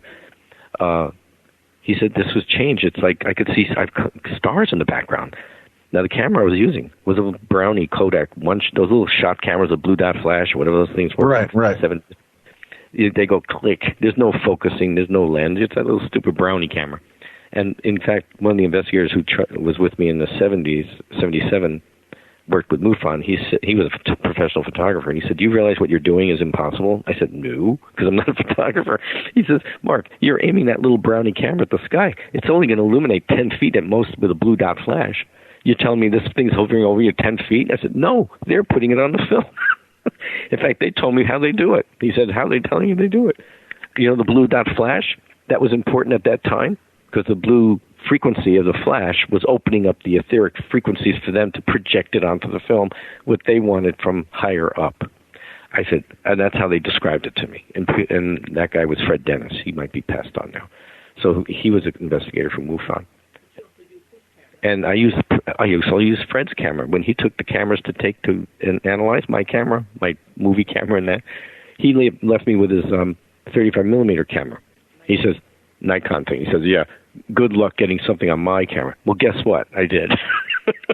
And he was blown away by that. The image. Now, when you say you're getting images, if you don't mind me asking, how clear? I mean, are we talking that these are kind of those blurry, far out, you can't really tell? Where would we find that? On our old photographs around my website, intergalacticmission.com. Sure. If you go to, let me see, it says ET. So people can go. We've got photos. Yeah, we've got a link to that then, so it's on your page. All right. It goes Mark's UFO photos, early documentation, and you'll see the first, and documentation will show Pete on the right, on the top in red letters. Mark's documented UFOs from the 70s and 80s, and so there you'll see some of them. The formation I took in England with a blue boomerang in 1978 came flying through. It was a Super 8 movie. I only aim where they tell me to aim. People would come with me to the field, take cameras and aim where I'm aiming, and I was the only one getting the thing on the camera. That's why Tim Beckley might have said, "Oh, Mark does stuff." We were like a Ted Sirios guy from the 70s, even though I'm not. But it looks like it could be something like that, but it's not. I don't know what they're putting on film. Oh, and any recent UFOs on our site? My wife's just chiming in. The UFO photos of the nowadays, those are physical, right outside our window here in New York or in the park when I go out there and they come over, depending on where I am. Because I like the daytime sightings because then I can move the camera in, zooming in, and get close-ups. Well, people are always saying, why, if they're there, why won't they show themselves at any given time? You're telling me if somebody is there that I could go out with you right now and they'll make themselves known. I can't trust them to always do that in case they're not in the area, but I put the program out. I've had them show up within 10 minutes. Sometimes I'm walking down the street, and if you're with me, and we're walking together, all of us together, and I hear, "Look up," telepathic. "Hello, look up." I look up. I'm directed to look where to look, and there'll be a silver sphere sitting there. And you could talk to it and say hello to it, because they zoom in and they see us and they hear us. And that's my other thing for people to understand. When you see something, don't exactly always throw flashlights at it and aim at it, because it might not be the good guys. It might be some other beings or some of Earth's secret things that they're doing. So we don't want to flag them down just in case it's a bad guy. You don't want those kind coming around, which are the Greys and these other kinds that are out there. They're when you send a telepathic thought or humbleness and love, you got like have a humbleness in your heart of your brothers and sisters in space. They're just like us, most of them, like they're souls. They might look a little different than us, but they're souls of love, and that the ones who are truly benevolent, and that's all they care about is helping the people of physical densities to attune and go higher in their mind and connect, to get off these physical densities. Actually, you want to live on your higher etherian levels. You want to be there. So this is the testing ground. As you I don't know, I assume you know that. Earth is, and physical density is a testing ground for souls to train and test themselves. And the negative beings that are here are, they were cast here. They were cast in the physical densities. And they're here to harass us. That's basically what they do. But we can counter them with other ways, with energy and love. They hate love. They hate mentioning anything to do with Yehoshua, with Christ. They hate mentioning anything about the sacrifice he gave and did. So if you mention things like that, they run as fast as they can. They can't stand him. In fact, 1960s, I remembered reading a story about some kids guys in England, young guys, who saw a UFO land in a field, and they were in the fields. So these beings came towards them, and they weren't human, but they were coming towards them. Kind of, we'll say gray types, but not them. Something similar. And they were getting feelings of very weird energy coming from them, and first they went to greet them, and then they got feelings of weird, strange, and a foreboding feeling to stop. That was their own intuition, stop. So they stopped, and these beings kept coming towards them, but they kept feeling negative. So one of the men yelled out, "Get out of here, leave," and they said, and the beings kept walking towards them. And they said they wanted to turn and run, but they were afraid these guys were going to do something to them. So they stood their ground. And one of them said, "Now, do you know who Jesus is?" And they stopped, and they looked at each other. They said in this old article, they stopped, they looked at each other, and they tilted their head, yes. And then the man said, "Then in the name of Jesus Christ, get out and be gone from here. You are of not the light." And they turned and they went back to their craft. So the thing is this is true. I know it sounds strange. I would call myself a cosmic Christian, but I don't follow any real rules of planet Earth. But I know, and we do on those high levels, who he is. And we all, when he appears and comes onto our ships, we bow to him. Not all the way to the ground like you're bowing, but just tilting our chest and head down as honor. Welcome. He doesn't expect you to go down. He is the true second in the Trinity. And my mission was to come and tell the truth of him, because I've actually physically met him in 1999. And he told me to do what you do. Say what you say. Tell the truth. And I said, the truth that I know? Or the truth that people think they know on this planet? He said, no, the truth you know from space, where you come from. Your truth. I said, then I'll do that for you, always. So I came in to help. And I didn't have to come here. I come from a 12th dimensional plane, but I come here to tell people about the dimensions. And one of our teachings that we're doing is the levels and planes that are there. I came to rescue my soulmate, and also people I've met from Atlantis and other places that have been here on this planet. And I've been met by people at meetings or just walk up to me at some places and they say, "I know you. I recognize you. You're one of those aliens or people that came in Atlantis, and you guys were like 8 feet tall," or whatever. And they're describing me. And I acknowledge them. Yes, you had an experience. Yes, that's true. And the one person she says, "I know your name. It had a lot of S's and R's and an L." And no one had known that back then in 1978. Only Phyllis, my wife. And she told me basically almost my name right there from her memory of Atlantis. She was a super psychic lady. But her friends were kidding with her, saying to me, "Oh, she does this." I said, "No, she's on target." So I've had many people come to me, even in England, the people from England. They were told, the ones I stayed with in England in 78, they were told by one of their tune-ins or something, maybe they were channeling, they said, "A person from America is going to come, and you're going to learn information from him. He's going to have dark hair and blue eyes." And that's all they gave him. So when I met them in Frome, in England, in Frome, they didn't know what they were looking for. And sorry, somebody just tried to call, and I hope they don't know what that's about. They said we were looking for a tall guy, a dark-haired guy with blue eyes. There was nobody there, and the only American. They said he was going to be from America, and I was the only American, but I'm not tall.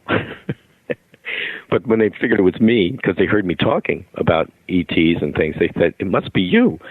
And I said, well, it's funny, on the other side, I'm very tall.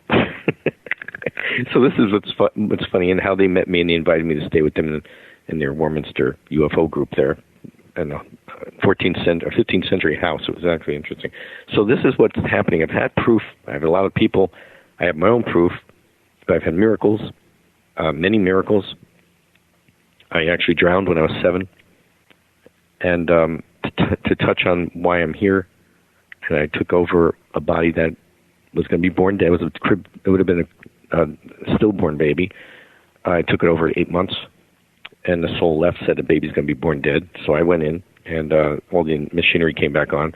I could hear every nurses talking muffled. I can hear them. And once I connected to the body with my angel who was with me, once I connected, I had to wait for the Creator to send the frequency that starts the heart. So as a soul, we don't do that. We can log in and click into a body, but if the heart's not working, you're just in it. So when the Creator sends it through, there was an angel that was also there. She was supposed to veil you as a soul going in, and I was told not to be veiled, and she knew it. And I said, and I reminded her, I said, well, I'm here, I'm not to be veiled. She goes, I know. It's okay, I know. So as I got in, I said, remember everything you know.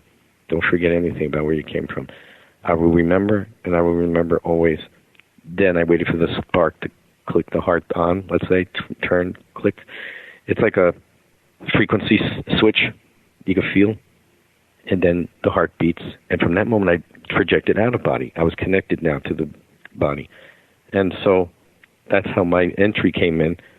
But my memory was constantly from where I am, and that's why I didn't know how to explain. It's conscious for me because it's my memory and my things that I do.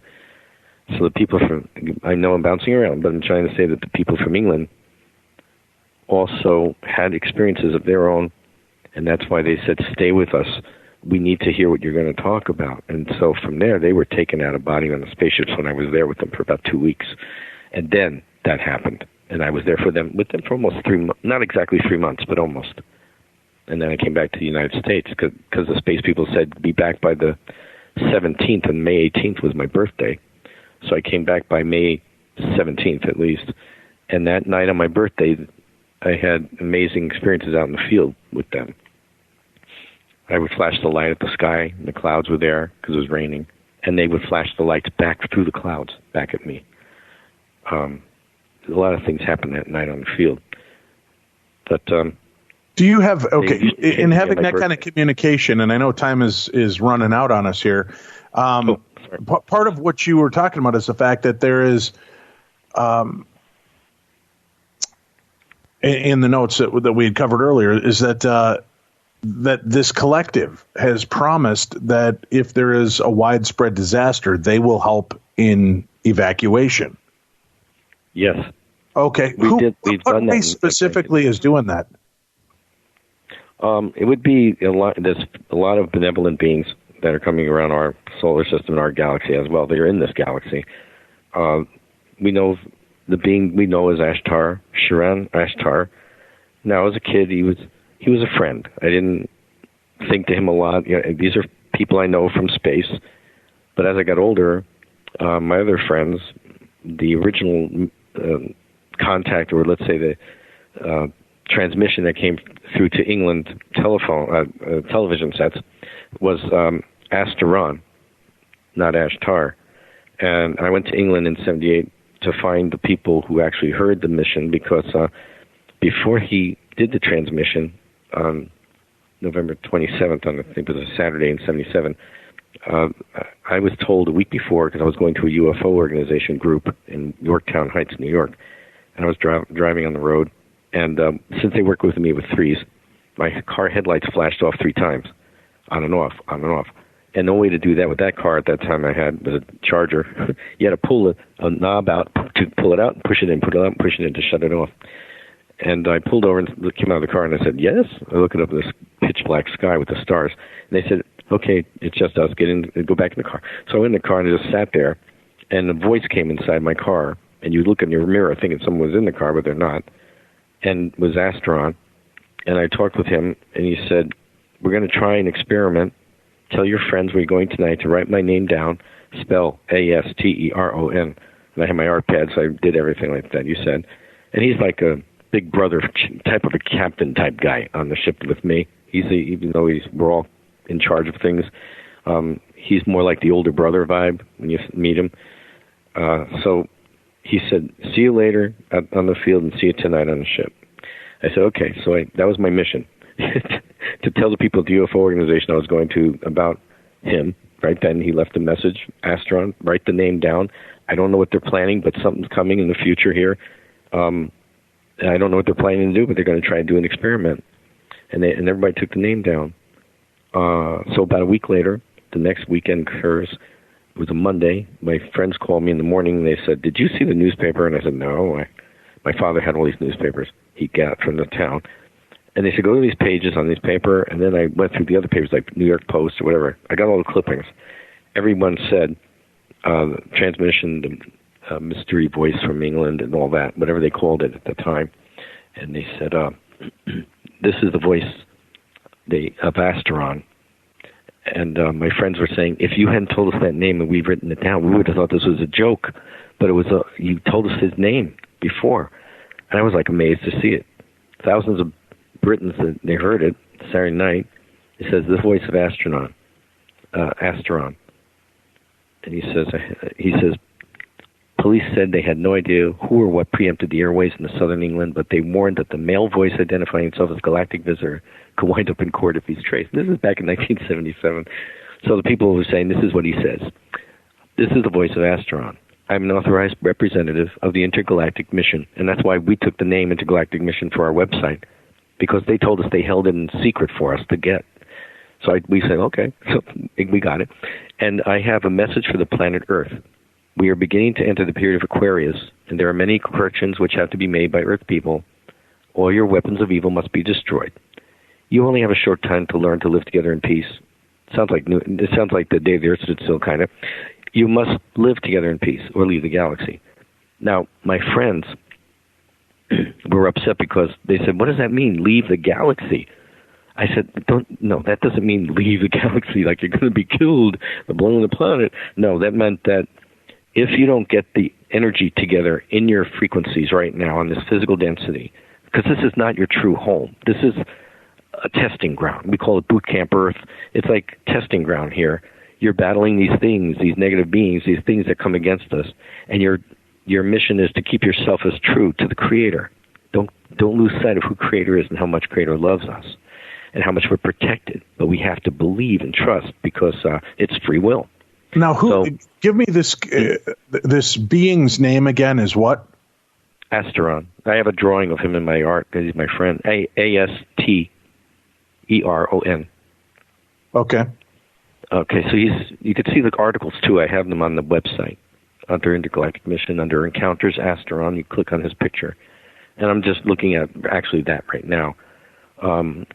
So that's the voice of Rillian, right? Is that the voice of Rillian that came through? No, that's where it's a hoax.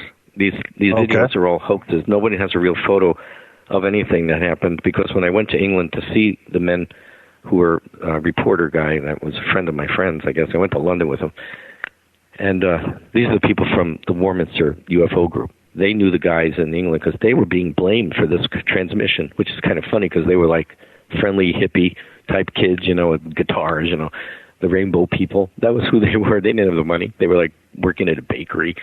So their people came to them thinking they've transmitted it because they were the people in England who were the UFO people at that time. They said this guy that they knew, so I met him. His name was Graham, and he had transcripts. Some of the transcripts, he says it was all over different television sets, and they don't have a full transcript of everything because little things kept coming from different places. But the static energy was on the screen, but there was no people filming. They didn't have video cams back then doing that to the TV. But the guy said that, Graham said that they didn't really have a true download of this kind of thing, visual of any of this. But it was a shape that shifted on the screen, and it had a humanoid being there, like a human. Somebody was there.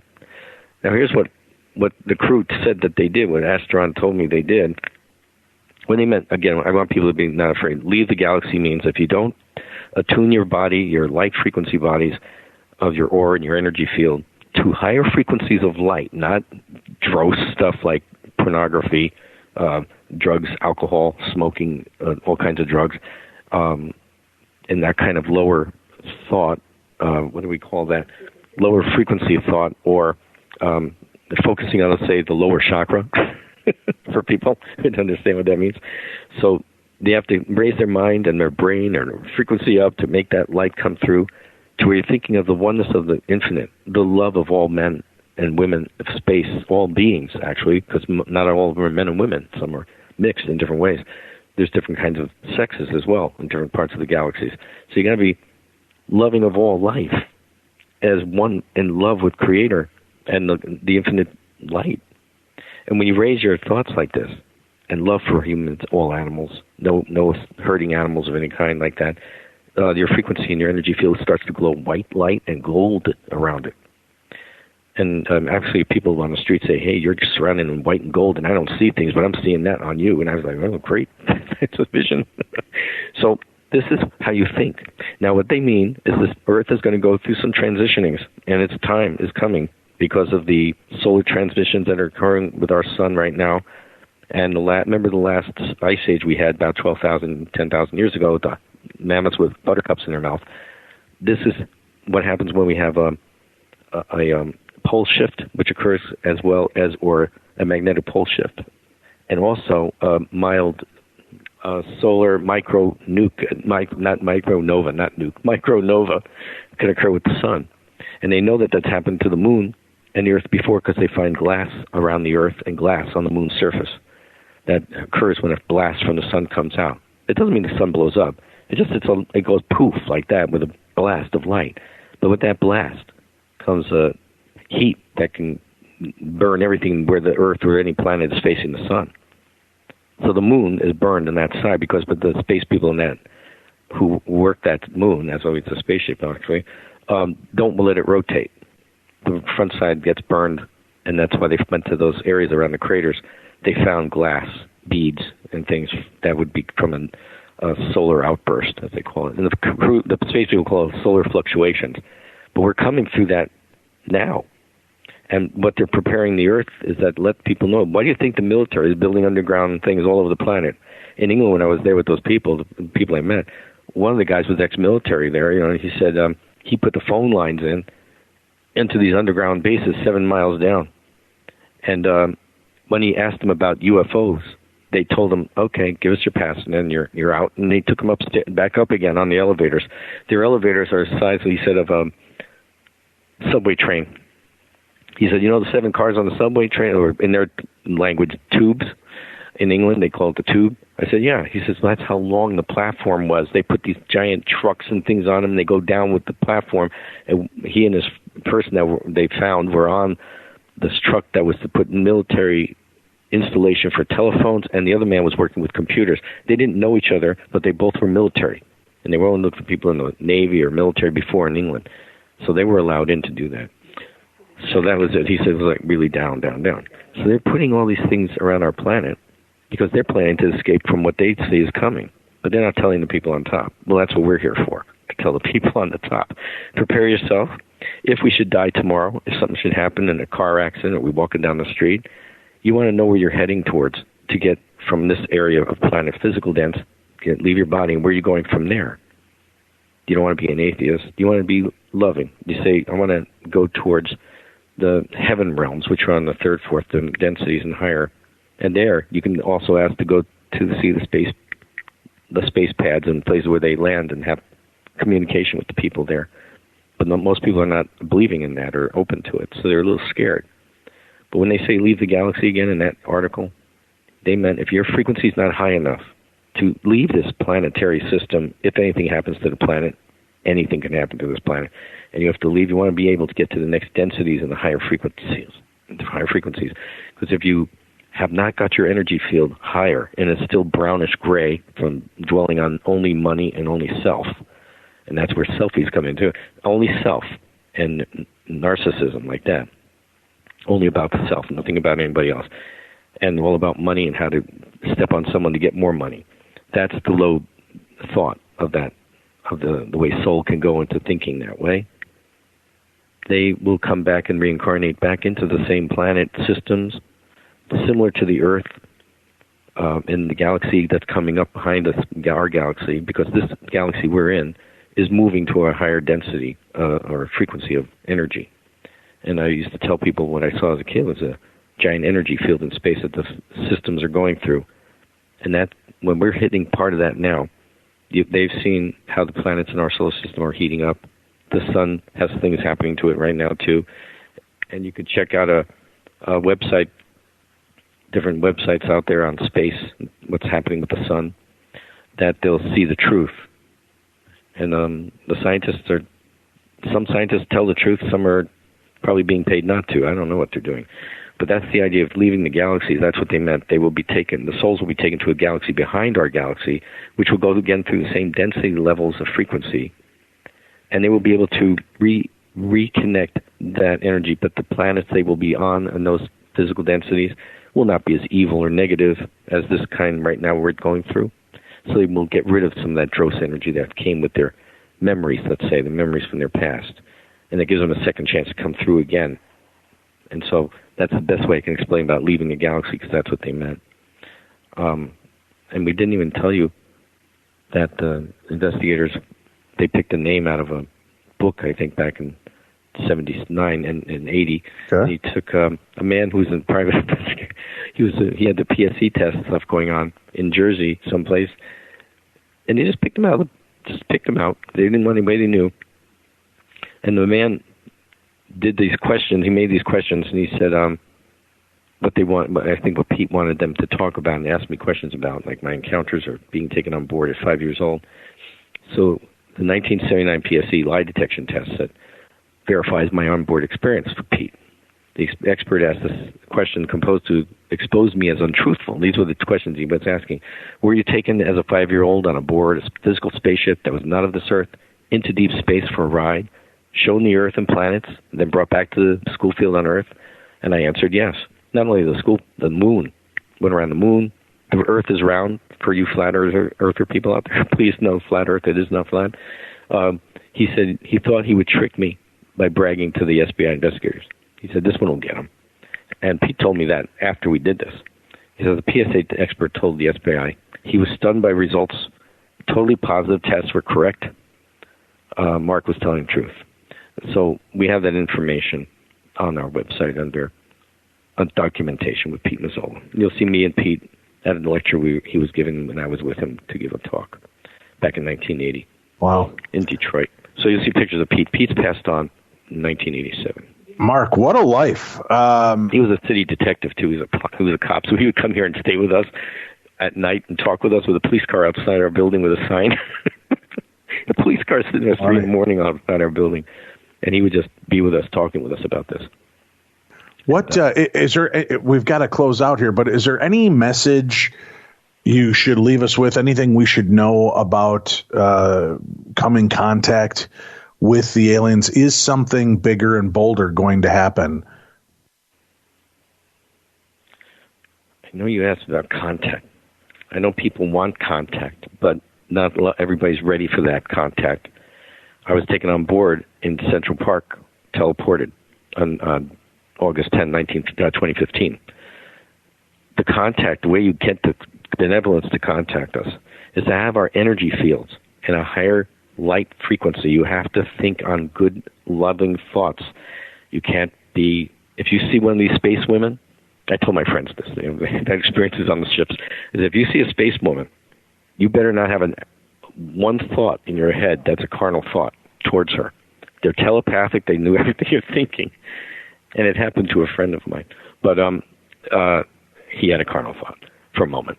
And she smiled and looked at him and shook her head and told him, nope, can't think like that. Well, Tim, that explains why we're never going to have any contact, especially with space women. No. The thing is all you could say, think of all beings in space, everybody out there. Think of them. They might be these, supermodels or whatever they are. They're amazing looking. But it's the love of the soul in your heart. You're feeling the love for the soul. You cannot look at them in any carnal way. For 2 seconds, an Earth person will do that, maybe, because they know that. They know, they understand it. They're not going to, he can't come. They understand it. My friend still was on the ship, even though he had the one moment of carnal thought.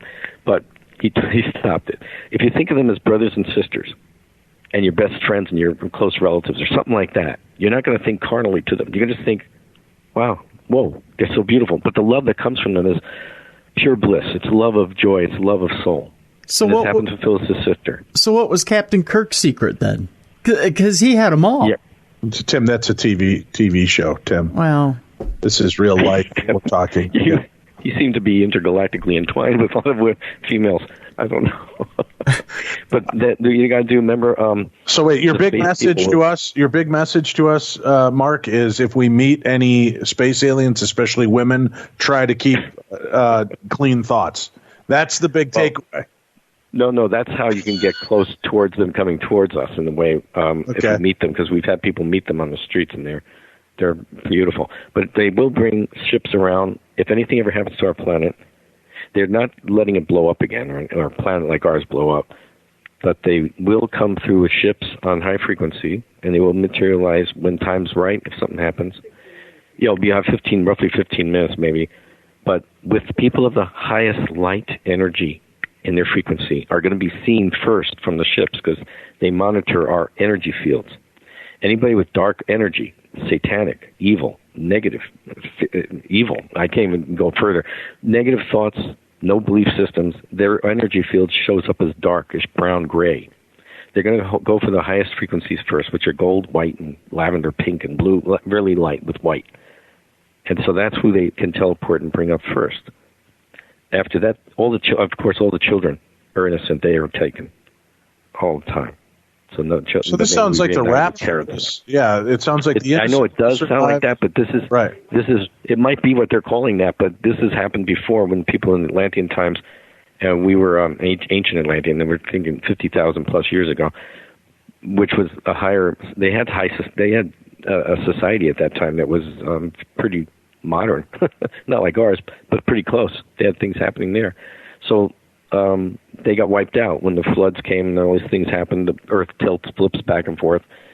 The Pacific Ocean goes over one side, then the other side washes everybody, so the oceans have the giant steps down there, or whatever these strange anomalies that you can't figure out. But these are ancient past flips of what was here. Some of them were space bases. And they used physical stuff like rocks and stone.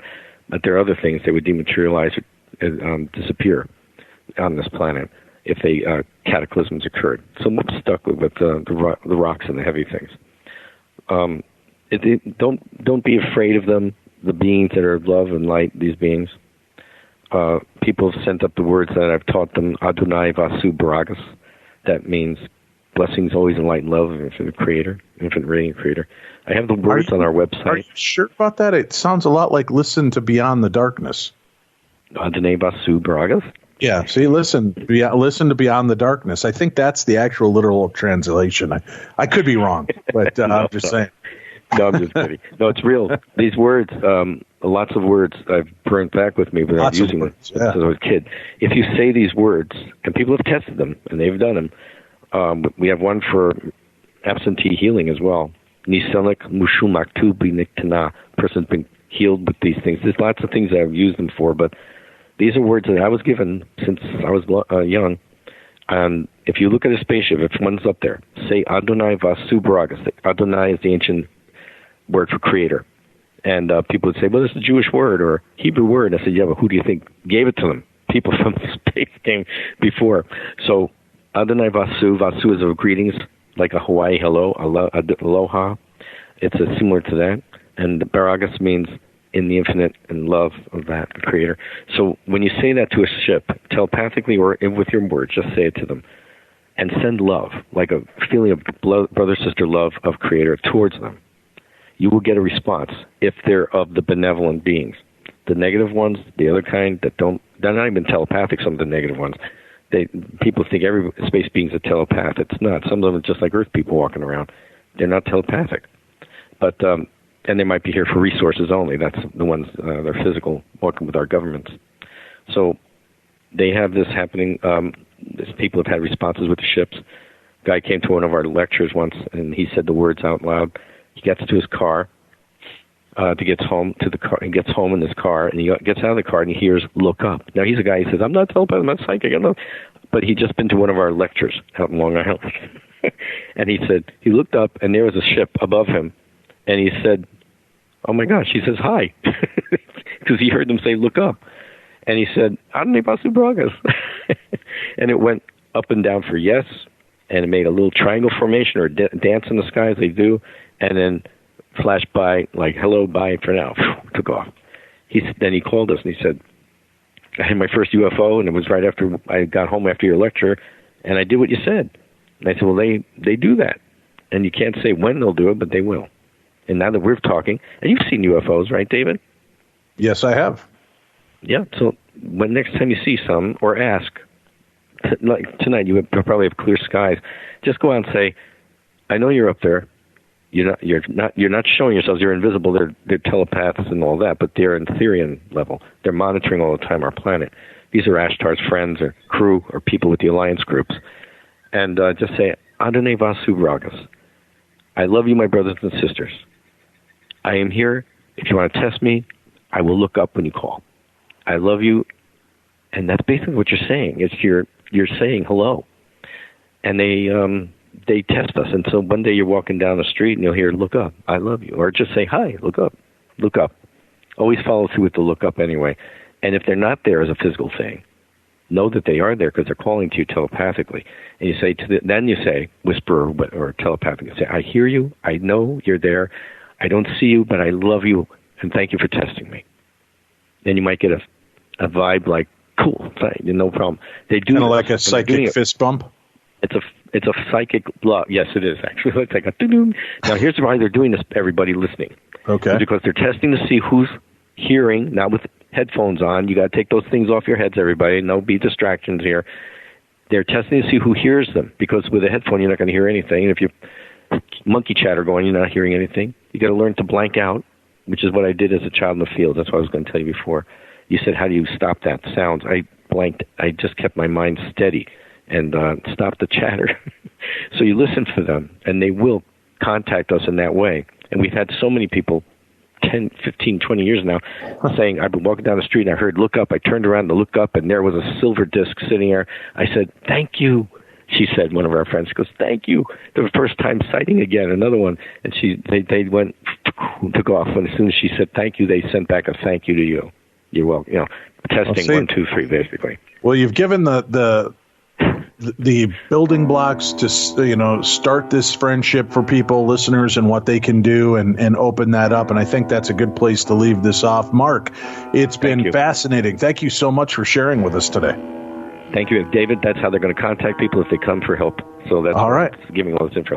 Well, pay attention, folks. Thank you very much, you two, and as well to your wife. Thank you for being a part of the program. Thank you all for tuning in. We'll be back again next week with more of the best in paranormal talk radio. That's Tim. I'm Dave. This is Beyond the Darkness.